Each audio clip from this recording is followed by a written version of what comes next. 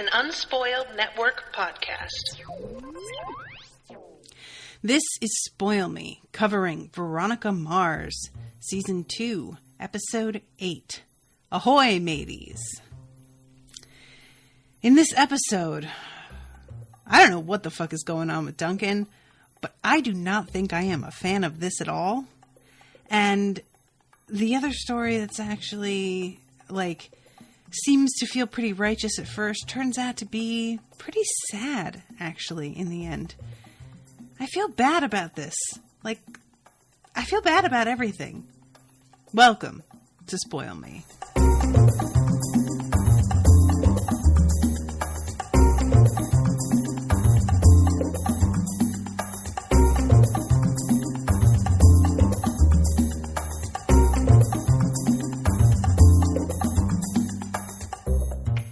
Welcome to the show, everybody. I am Natasha. Thank you very much to Jacqui for commissioning this episode. Those of you who are interested, the next episode is going to be a live watch. And the add-on, which is the part where I actually watch live, will be on Tuesday the 23rd. Hopefully this will be up in time for you all to get there, but no promises because I am way behind because of computer problems. At 2 p.m. So, y'all hang out with me for that. This whole thing is so strange, you guys. This starts off with a dream that Duncan is having where Meg is this, pure being of light, unmarred and unblemished in this, kind of, what's the word I want? There's just a lot of, wispy veils and white and everything surrounding her. And as she's saying all of these, really touching things about how much she loved him and how she misses him and you promised me, you made promises, Veronica walks by and is just oh, whatever.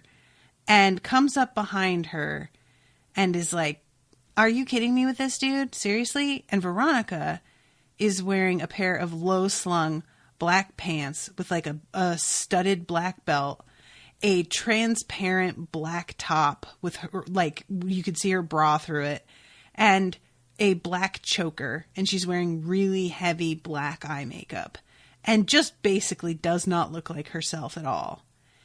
And it's a really weird image because it's basically a Madonna whore situation.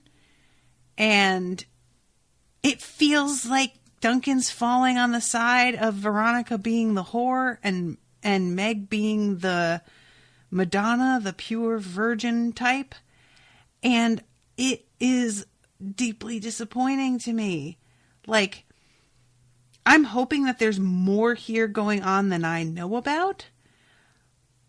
But as of right now, it's him oversimplifying what's going on between these two women to a point that feels just downright immature.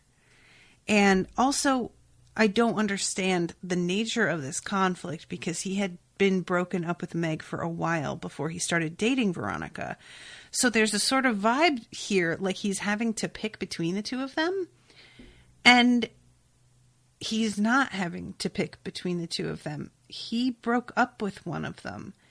And his dream is sort of suggesting that, he has a choice now to make. And I thought he'd made it. And I thought that was the point. And I don't get what the fuck is happening here. And there's another dream later again, and I'm just going to kind of go through this really quick, where, she's laying in bed with him and it's they just had sex and she says to him, you're the only one that can save me and you know that. And he has been hanging onto this envelope that has written on it, confidential, and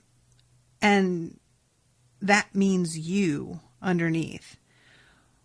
Which he has been hemming and hawing about opening. I'm guessing because the confidential, that means you, on the outside, is not directed at him like that means you can open it. It's meant to be, I'm looking at you, random person who thinks it's cool to open my mail. And he opens it anyway by the end and seems totally shocked at what he has discovered, but we don't find out what that is. So here's the thing. This show made me dislike Meg so much at the start of this season that I have got no fucking patience for this. All right? Can we just say this? Like, I don't care about Meg or what's going on with Meg. The thing with her sister and the abuse and whatnot felt weird enough.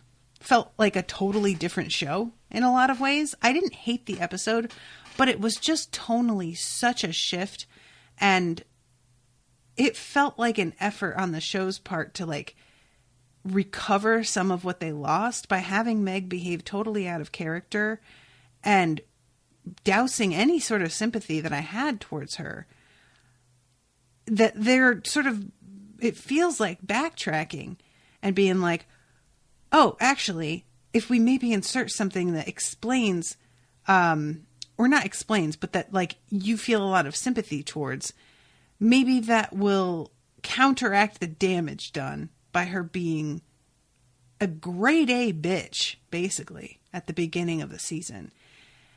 It's not working for me. I don't know about y'all and how you felt about this. Like, I know when I was saying last season that I had gotten really tired of the plot regarding Veronica's mother, that there were people in the audience who were going, yeah, me too. I did not give a shit at all.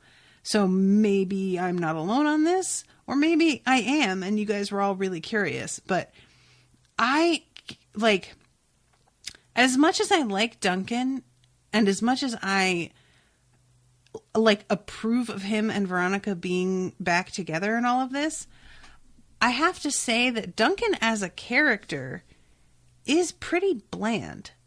So to have these, like, POV moments with him, it doesn't hook me, you know? That's an advantage. And I'm not saying it's even the character, because the actor is a little bland too. And that's part of why he works as Duncan, to be honest.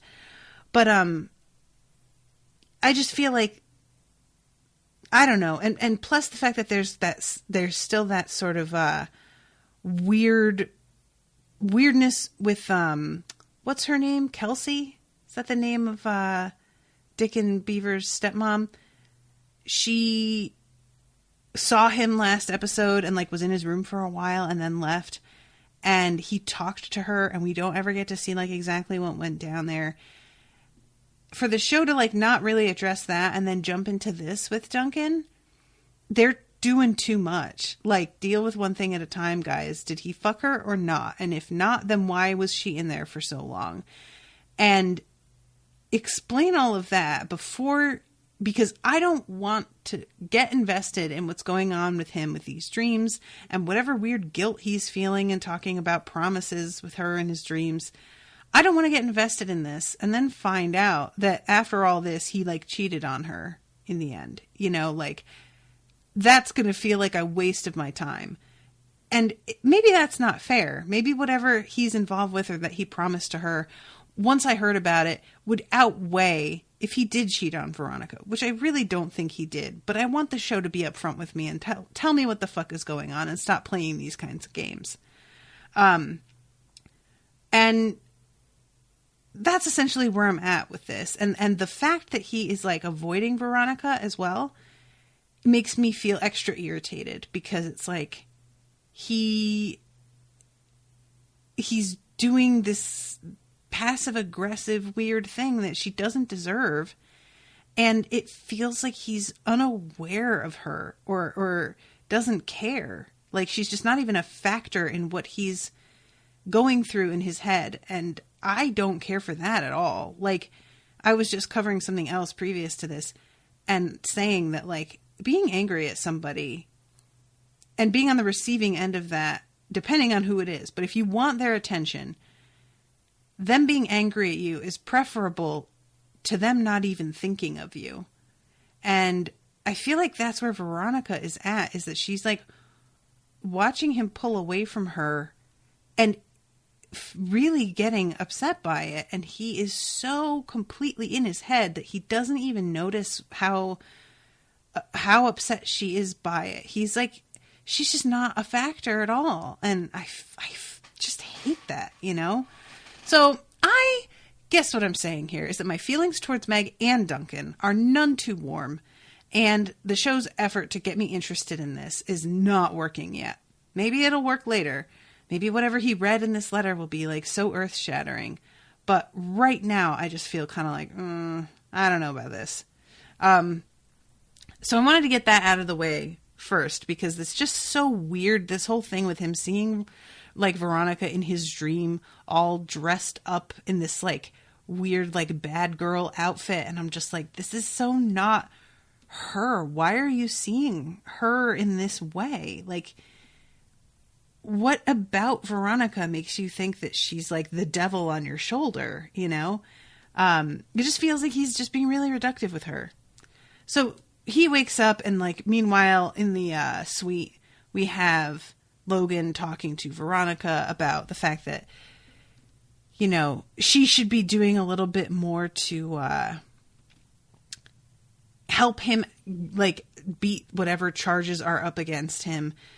Veronica is just sort of like, I don't want to say she doesn't give a shit, even though that wouldn't be entirely inaccurate. But I will say that she seems to feel that, considering what an asshole Logan is being, for him to just assume that she is going to undertake what turns out later to be quite risky work. She doesn't care for the entitlement of that. And she doesn't care for the fact that he thinks that he can just be like a total ass to her. And then she's going to turn around and help him. No questions asked. And he has an attitude about him that makes it seem like he thinks that she owes him that. And she fucking doesn't owe you anything. Like, I don't know. Also, nobody has addressed the double jeopardy thing of him being arrested again for the same crime. Somebody needs to talk about this, because this is a thing. But yeah, so he's asking her about like this person that supposedly came forward as a witness and the fact that she followed him into a cigar shop. And he thinks like maybe the doctor is a pipeline for these dealers to get access to prescription drugs. That's how my pediatrician lost his license. And she says, well, I can check on something like that. And we find out she's going to go into his records and look up if there are any sort of like, you know, if he's been censured or anything like this. And it turns out that he has. We find out later what that's about. And it's not what she thought, because she expected this to be related to a like plastic surgery issue. But what it turns out to be is that he appears to be the doctor on call for the Fitzpatricks, who are the Irish mob, basically, that we heard about in passing, really, in like episode 1 or 2. And this is a weird thing that the show is getting into with these guys. I don't know how I feel about it. On the one hand, I kind of appreciate that the show has decided maybe having the majority of people of color on this show be gangsters is a little problematic. So maybe we should add a white gang in there as well and sort of balance out the fact that every Mexican is part of Weevil's fucking, you know, shady team. And on that note, sure, that seems fair. But as far as the Fitzpatricks, I don't feel like I have any context for them. And I want to know more about like what they get up to in general, because we haven't really got any idea. The only thing that we had heard about them was Weevil talking about like somebody owed them money, and that it's like somebody is trying to sort of circulate the idea that these guys like put a bus over the edge of a cliff because the kid owed him money. And he's like, they wouldn't kill a bus full of kids for that. They'd get a baseball bat and meet the guy in an alley. That's how they'd take care of that. It was only like $3,000 the guy owed, you know. It's not the kind of money that makes them pull out all the stops like that. But yeah, so, Megan is saying, I don't think Logan went to trial before. See, Megan, I could have sworn that in the opening of the first episode that they talk about his trial. But maybe they didn't. I don't know. Yeah, maybe they didn't. I just could have sworn that she talked about his trial and the fact that, like, you know, he wound up getting off and not having, but maybe not. Anya says maybe just a hearing. Maybe. I'll have to go back. Or one of y'all can go back. Whatever you like. But, so, meanwhile, we have this thing that's sort of lining up with the Fitzpatrick thing, where some kid approaches Weevil in the parking lot at school and is asking him where the delivery of the 8-ball is that he paid for. Now, Weevil assumes that this kid is wearing a wire and rips his shirt open, which is sort of hilarious. The kid is like, dude, this is a really expensive shirt. What are you doing? And he's like, oh, really? Well, it's missing some buttons. But he says, I paid one of your biker guys. And Weevil puts him on the spot. Oh, really? Can you describe him? And he just says, I don't know. He was, you know, brown. Kid, come on. Weevil says, those are nice rims. I was thinking about getting me some just like those. And the kid sort of nods and then backs up and activates the alarm on his car. And I was like, yeah, kid, you're not really picking up what this guy's putting down. He's not dealing with you and he's going to steal your shit just to punish you. So maybe back the fuck off and stop trying to like put him. I don't understand how people are this like oblivious. People think that they're safe and nobody's watching. And I'm just like, you're in a school parking lot. Like there are definitely folks all around you that can watch or hear. Like you want this guy to hand you an 8-ball in the middle of the day in the parking lot where there's a bus being loaded with a bus driver right behind you. Like, but you know, whatever. I am not somebody who has dealt with buying drugs in this sort of situation. I give money to a dear friend of mine and she goes to a dealer and gets weed. That's how that works out. But it is not something that I deal with personally. So maybe this is how it goes and people are just willing to take risks that I'm not because I'm a big chicken. But yeah, Weevil is very concerned about this. Like he gets a look on his face as this kid walks away. And it's pretty clear that he is uncomfortable with whatever is happening, that there is something going on with one of his guys that he doesn't know about. And he is not okay with this. And later on, this comes to a head because there's another issue that's brought up. So I'll get there. The next scene we go to is Keith, and he's dealing with these two parents who lost their son in the bus crash. He was their pride and joy, as they say. And what's happening with them? They are suing the school for wrongful death, I think, something like that. And they have been being harassed. Somebody is breaking into their house and leaving little toy school buses all over the place. They're spraying the cologne that their son used to wear.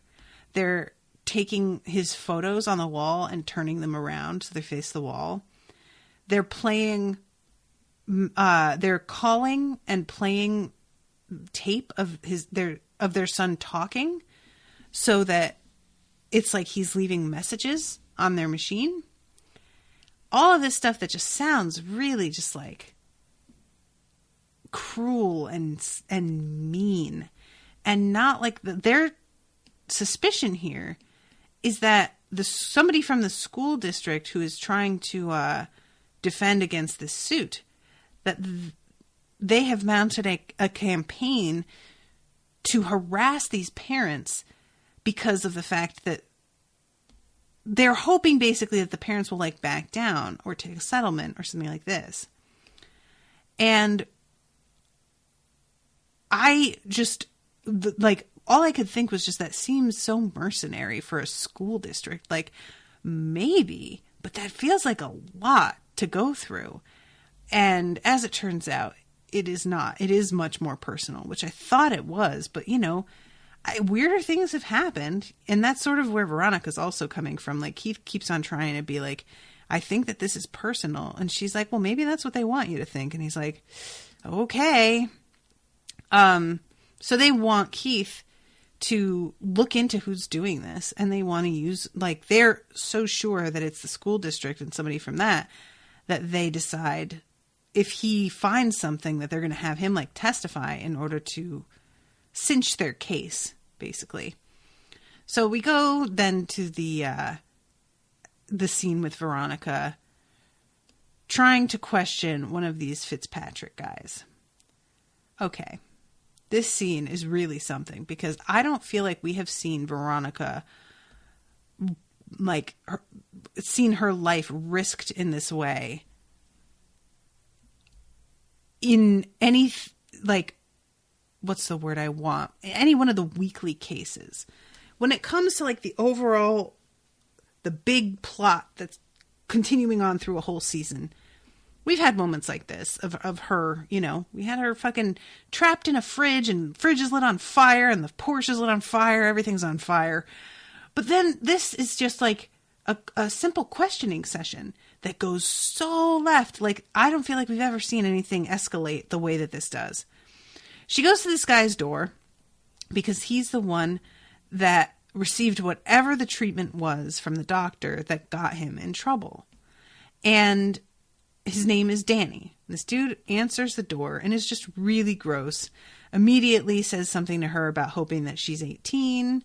And when she mentions that she's looking to get plastic surgery, he says something about how, like, well, don't get too much done because you're pretty much perfect except for, you know, the obvious. And he kind of, like, nods at her tits, I think is what he was pointing out.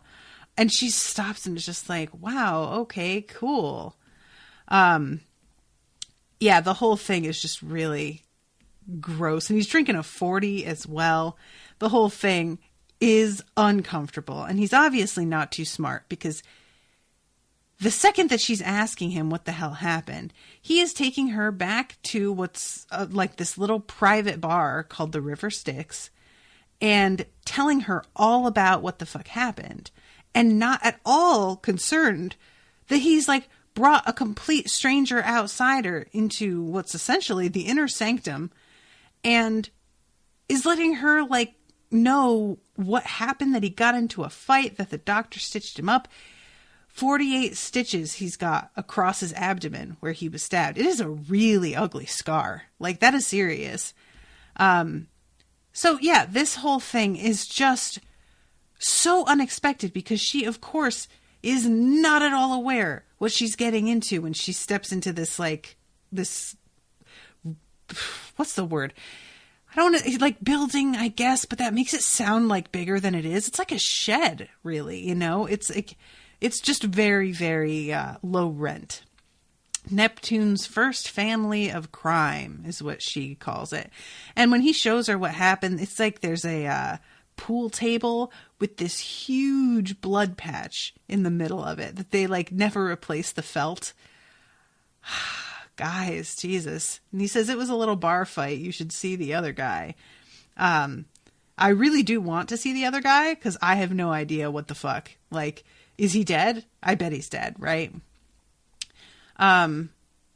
So this is when he calls out to Liam. And this dude, Liam, gives Danny a look because it seems pretty clear Liam has dealt with Danny being a fucking meathead moron before. Like, there's a real vibe here of Liam being the brains of the operation, dealing with some dude who does not know when to shut the fuck up. So Liam comes over and can sense immediately that Veronica is full of shit. He has a bullshit detector that is crazy. And she tries to say that her name is Lori. And this girl in the background, some blonde chick, tells them, oh, no, that's definitely not Lori. Her name is Veronica Mars. And she's Keith Mars's daughter. You know, the guy who ran for fucking sheriff. And her cover is so completely blown. And I have to tell you guys, the anxiety that I felt in this moment, every other time that she has pulled off a lie, it has been a lot of times by the skin of her teeth.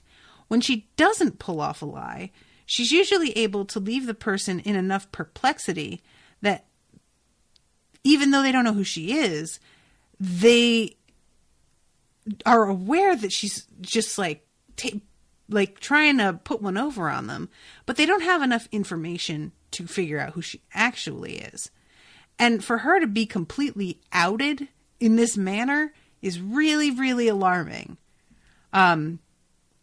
So the one dude, Danny, tries to reach for her, and she has a taser, and she gets away from him, but Liam pushes over a huge stack of boxes, and she tumbles and tries to use the taser on him. Surprise, it does not work out. Liam, this is not his first time, and he is used to dealing with people trying to run, and she is about 30 pounds and 2.5 feet tall.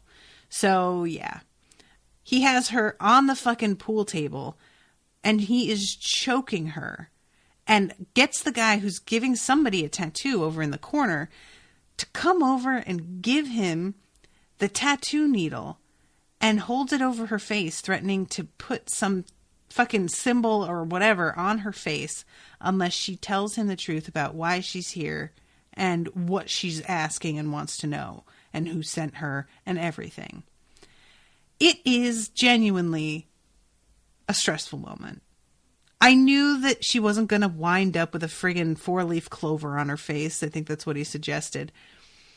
But it wouldn't be out of the question for him to mark her up a little bit and her to have to get it removed at some point. And that would be pretty fucking harsh, but also pretty believable. Well, guess who shows up and saves her ass? Apparently, Logan sensed something was wrong. So he swoops in the nick of time, and he lets them know that he's not fucking around right out of the gate, but they don't quite believe him until he pulls out a gun. He tells them that he's dialing 911, but that doesn't seem to faze them because they seem to think whatever, we've dealt with this kind of shit before. When they show up, we'll just tell them to fuck off. And because we're sort of in charge of this area, they will, which might be true. But it's the fact that he pulls this gun that's really the thing. And I need to point out, his hand barely shakes at all. He's pointing this gun at Liam. And this motherfucker, I don't know how many people he's pointed a gun at. I would think not many. He is not nervous. I don't know what to make of it.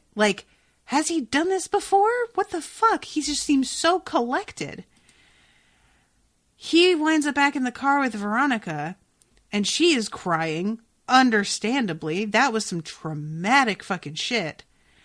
And basically winds up yelling at him about having this gun. And is just like, dude, seriously, what the fuck is going on with you?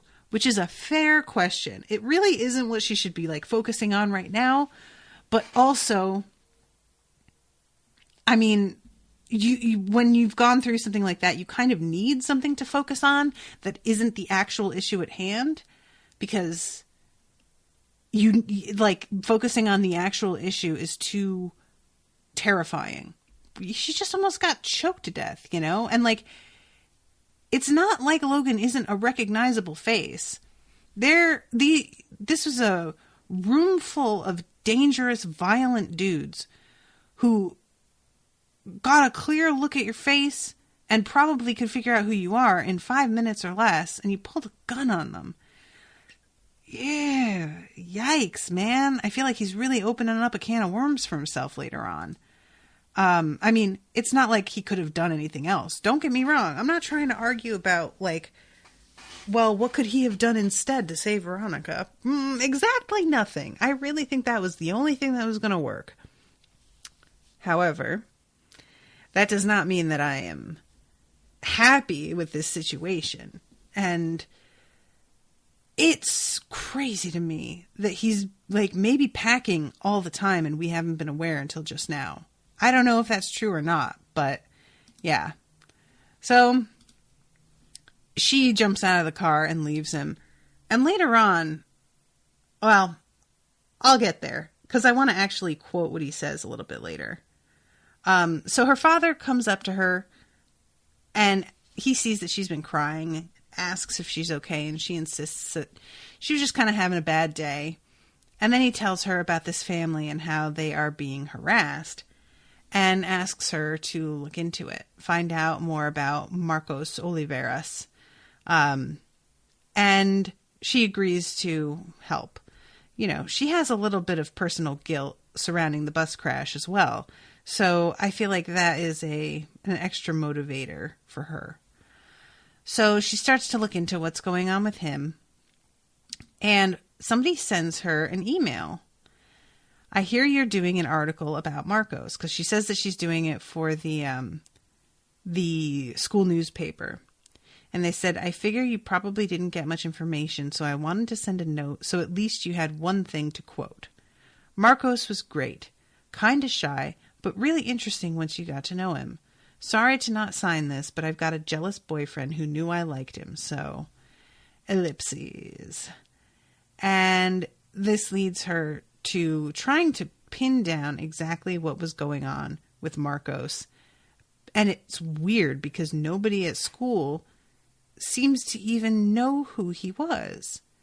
And when she goes to like the AV club, people are like aren't even really responding when she mentions his name. And finally one kid pipes up and is like, oh yeah, I mean, he used to come in and like mess around with the equipment, but he didn't talk to anybody and none of us really knew him at all. And this sort of disturbs her. I think the idea that somebody could have been in this community and been amongst all of these people every day and be so completely forgotten that when she asks about them by name, they all are drawing complete blanks. That is a very disturbing thing to realize, how easy it is to be forgotten. And this little email, she decides to track back. So she does this thing where she sends out an email to this address, offering free tickets to something, and leaves a number. And they call the number, and she traces the number backward through the reverse phone book. Now, I will get to what happens there a little bit later. But when she goes to, is it Hannah, the girl that does the IT stuff? She is asking her if she can trace where the, because Hannah recognizes the voice that she plays of the recording of Marcos. Her father found an MP3 player that was like linked to the car radio that played a recording of his son. Oh, Anya's telling me Mac. How do I forget that? She's literally named after a computer. How did I forget that? I'm an idiot. When she plays this for Mac, where did I get Hannah, though? I think I say that every time. She must have played a Hannah in something. Is her name Hannah in real life? Anyway, Hannah immediately recognizes his voice. And she's like, oh yeah, that's Cap'n Crunk. And she's like, excuse me? And it turns out that they basically had a podcast, but it was like a live streaming radio thing. And everybody listened to it, and it was him and a friend who just talked shit about everybody in school, spreading a lot of rumors, or like just in general being like the Mean Girls amped up to 11. They were really shitty. I know this is high school and people can be extremely mean. But I have to say that the hearing the way that these dudes talk about people did not make me particularly like warm to this kid. And I felt a little bit like, you know, I'm not saying, oh yeah, somebody that they were mean to on their show probably blew the bus up. But I do think like he had to know that there was going to be some retaliation coming at him, right? Like they didn't think that anybody, maybe that's the point, was that he hardly talked at school, like, so nobody would have recognized his voice. The other kid is the son of the vice principal. So that one I find a little weird because he's also talking with him all the time. But The actress of Mac is Tina Majorino. All right, Agnes, I don't know where I got Hannah from. And Mac's full name is Cindy McKenzie. Okay. Yeah, I don't know where I got that from. But so, yeah, she is able to trace the signal of this show, which is still continuing even though Captain Crunk is gone, and only, what is he called? Imitation Crab? He's still around, but the show apparently sucks. And they trace the signal. It's in the basement of the principal's house, the vice principal's house. And Veronica has to make it like Mac has a crush on this kid to get him to let them into the house. And when they get down there, Veronica has already seen that there is a weird gap between when the show was on the air and when it comes back, he's not part of it anymore. When she comes and talks to this kid, I'll tell you what I thought was going on. I thought that the assistant principal's son was gay, that he was involved with Marcos, and that they broke up, and Marcos didn't want to have anything to do with this whole thing because of the breakup. Not really because he stopped caring about the show, but because he didn't want to be around his ex all the time. And that this kid was still in the closet and didn't want to tell anybody about it. But that is not quite it. Because Veronica lines up that this kid was gone, that the hiatus lined up with when he was at a camp, and she looks through their financial records and is able to figure out that he went to what's basically a conversion therapy camp. His parents sent him away. Which, y'all, if you know anything about these places, it is the worst thing in the entire world, and I hate them, and I feel like they should be eradicated from the face of Earth. It's just so disgusting. I hate it. I hate it. I hate it. I hate it. I hate it. And this poor kid, you know, so once she figures out that he got sent to this camp,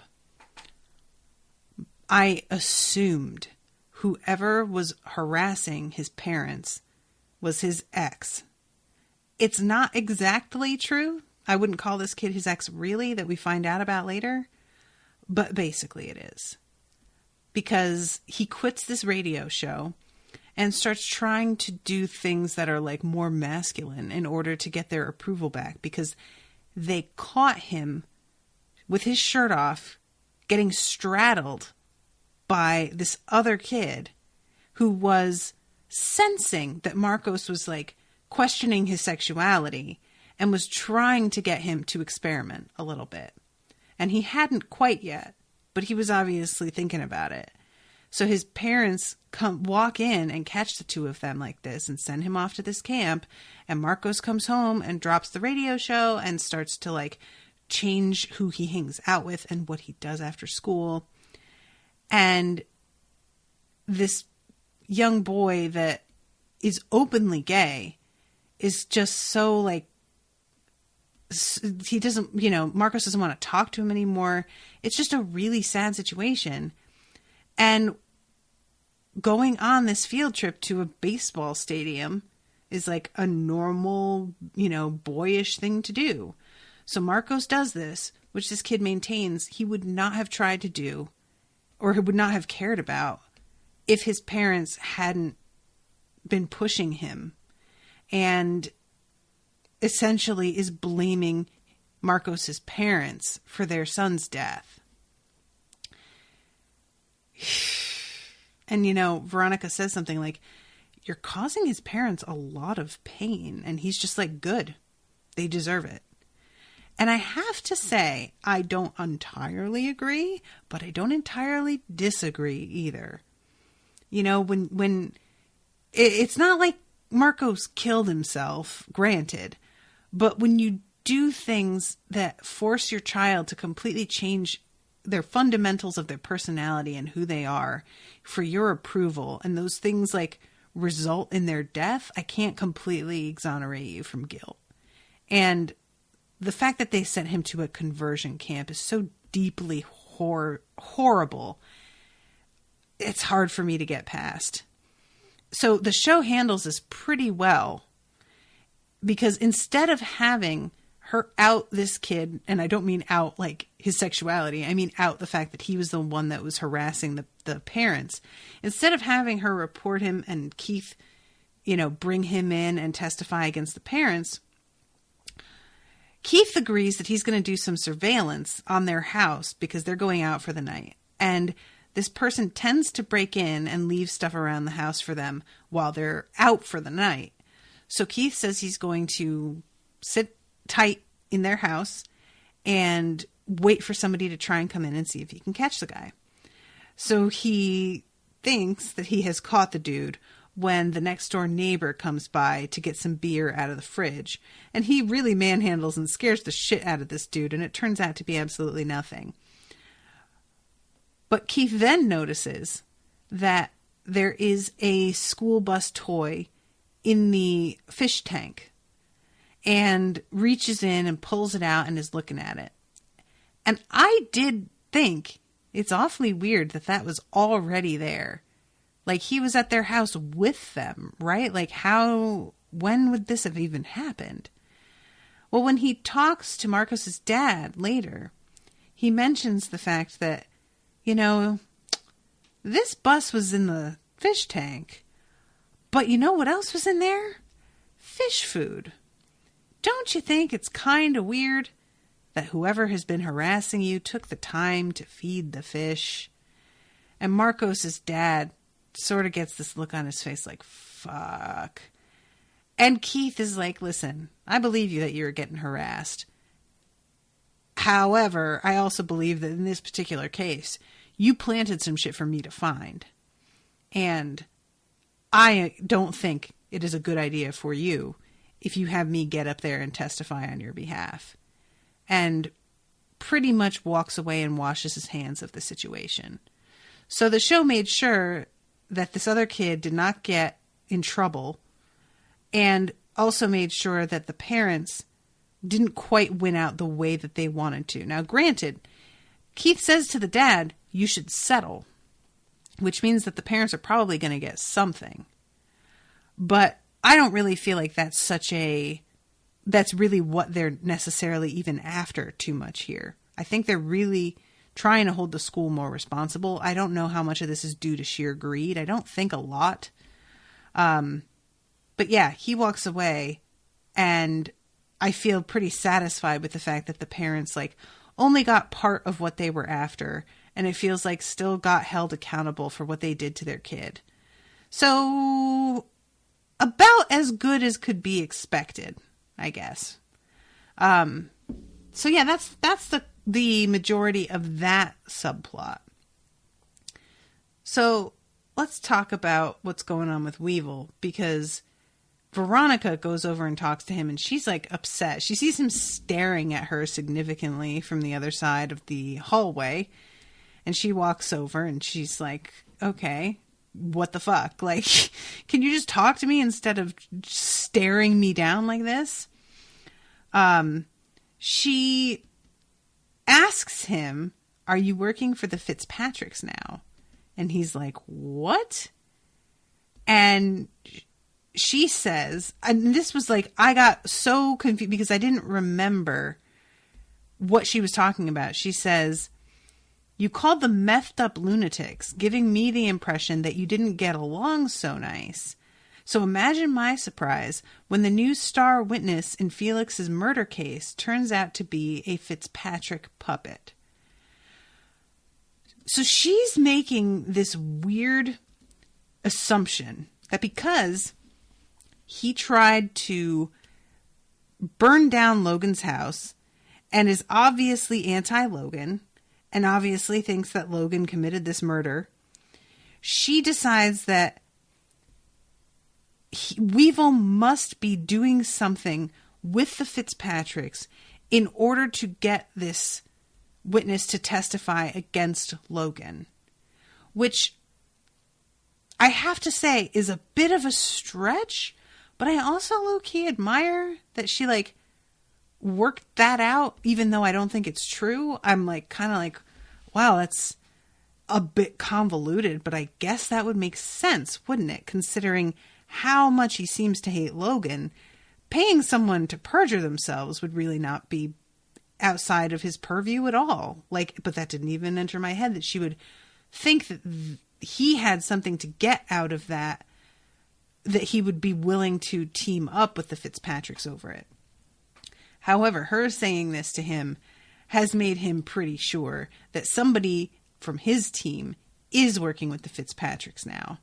So he calls a meeting and is essentially like, okay, look, y'all need to fucking get straight with me, because I thought I was in charge here. I thought that I knew what the fuck was going on. And now I'm hearing that y'all are dealing and that you are in league with the Fitzpatricks, and I am giving you a chance to step up and tell me the truth about this whole thing. But if you let this go from here and we find out later that you were the one, that's it for you. And nobody really steps up.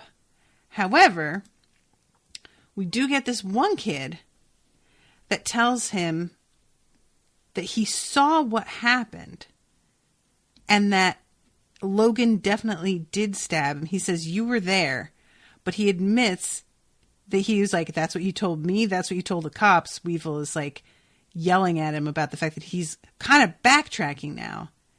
And this kid says, yeah, but the cops didn't have the whole story. So he says, you went down, you were out. Then after that, Felix was running the show. Thumper, you, and Dodie, get Weevil back to the house. We got to get his bike home. And he is the one that's like standing over Logan at this point. And he says something about taking Logan's car. And then Logan sits up and stabs him. Now, this does not feel real to me at all. He is trying to act like this, and this dude is, I'm a little confused about it, because the dude who's talking to Weevil about what's going on, I didn't get, like, I was watching this scene and it doesn't seem like he's one of the two dudes standing there when Felix is stabbed. Like, and what Weevil is saying to him sounds like Weevil is saying, you said you were there and now you're saying that you weren't there. So how is this playing out as if this kid is recalling a memory when he wasn't there for any of this? Are we just seeing what he thinks happened after he left? That's a really weird thing for the show to do, to play us like, it's not even like the episode where Veronica's trying to figure out who raped her at this party, where everybody's telling her their memories, but all of their memories are like a little bit different from each other's. It's not even that. It's the show creating a hypothetical memory that this guy is like, well, I'm pretty sure this is how it went down, which is weird. And I don't understand the point of it, because none of this is true. This is all just completely invented after he walks away and helps to take the bike home. So what the hell is the point of this? Like, I don't know. I'm just confused by this. And we see like these other two dudes who had been there after Felix gets stabbed, getting on their bikes and driving away because there's a huge truck coming. And this kid says, Hector and Bootsy was there. What's the difference? That's what happened. And he says, come on, Weevil, we need as many guys as possible. One rich white boy's word against the two of us. And we didn't tell you to protect you. If you didn't know, you weren't ever going to have to lie. okay, I see that. And I definitely see, like, Weevil not wanting to be suspicious of his own guys when they need to sort of team up against somebody, except for the fact that they might be teaming up against somebody who did not commit a murder. This kid is taking it for granted that Logan definitely did what he's being accused of, but that they just didn't want to get Weevil involved in the nitty-gritty of it. Whereas Weevil is coming at this from the point of view of, like, you weren't even there, dude, so you don't know that he stabbed this guy. And now I'm sitting here looking like a fucking idiot because I was taking all y'all's word that you stood there and watched it happen. And now I'm finding out that's not the case at all. And I have to rethink everything that I've been thinking about this whole thing. So that's embarrassing. So yeah, this was just, it was weird. It was like, I had to go back and rewatch it because the first time I was watching it and thinking like, oh, okay, so he actually saw Logan stab this guy. That's surprising. And then when we got to this part and he's like, well, I wasn't there, but they were. So what's the difference? I was like, wait. And I had to rewind it and rewatch it. I'm like, okay, so then why are we watching this? Why aren't we watching? I don't know. Do you guys see what I'm talking about here? Is that just me? Is that a weird thing to do just to me or anybody else? I just found it like very confusing. All right. So I'm trying to make sure that I've covered everything else this episode because we have, oh yeah, that's right. We have fucking Logan who gets picked up by Weevil's guys and questioned. Questioned is a very polite way to put it. He gets basically tortured. They play Russian roulette. Now, I have a suspicion that there were no bullets in that gun at all. Because I feel like that's Weevil's style. But maybe there were. Maybe I'm wrong about that. And they are demanding to know what the fuck happened to Felix. And Logan just is like, I don't know. I was passed out. I cannot remember anything. All I know is that I didn't stab him. Like, that was definitely not me. And this scene goes on for a little while. And I have said before how much I enjoy it when Weevil and Logan are on either the same side or very, very close to the same side. The two of them are both so underhanded and so smart that it's enjoyable to see them working together in a lot of ways. And it's a bummer to me that Weevil decided to take this tact with guys who aren't super smart, so Logan is totally able to lift that cell phone off of one of them and call Weevil and get immediate confirmation that Weevil was the one behind this abduction. Now, don't get me wrong. I know that really there wouldn't be any doubt in Logan's mind anyway, because these guys are wearing masks, but they still have accents. You can still see that they're brown, like the eye holes and the mouth holes are big enough. It's very clearly Weevil's guys, but the fact that he was able to so instantaneously prove it beyond a doubt is like kind of embarrassing. And he says something about how he's going to get Weevil back and that this is not a fucking game and that he is serious about this. And I am sincerely worried because Logan has money standing in the community to a degree. Granted, what's been going on with him and his dad has lowered that a bit. And he is just so much more privileged that he could fuck up Weevil's entire life. I mean, he's getting Weevil's grandma evicted, right? Ugh. Yeah. Logan. What are you doing, dude? Just back off, man. I know he can't.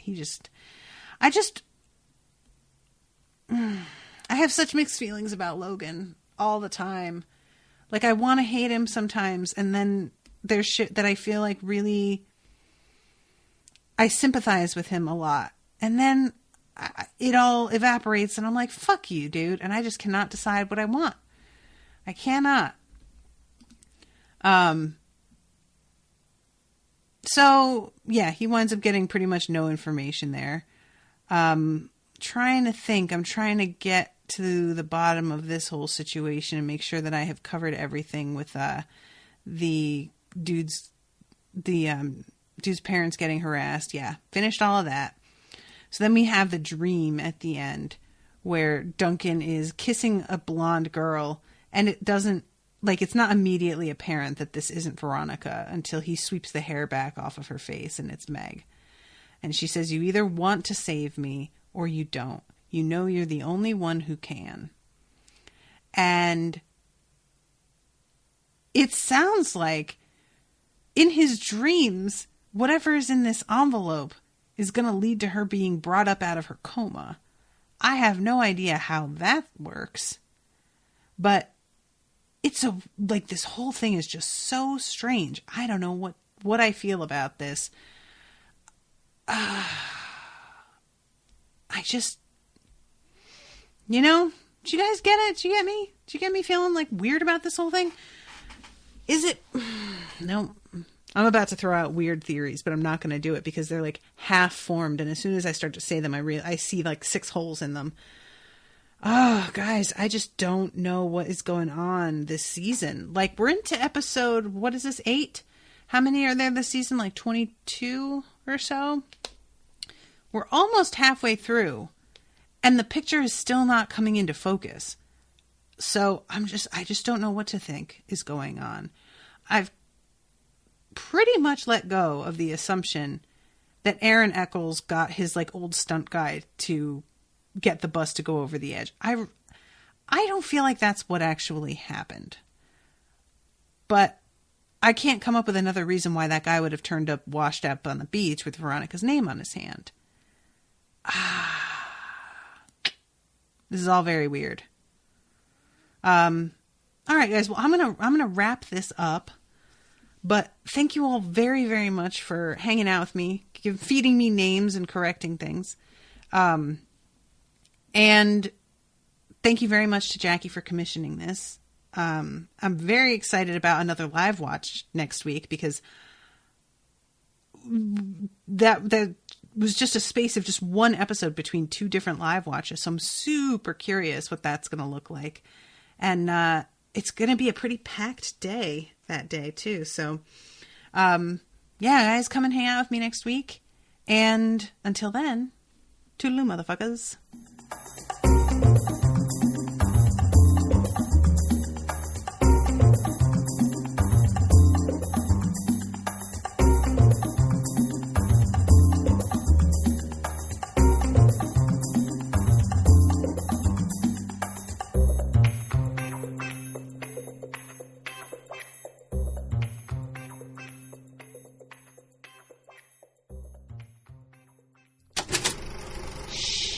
That was an Unspoiled Network podcast.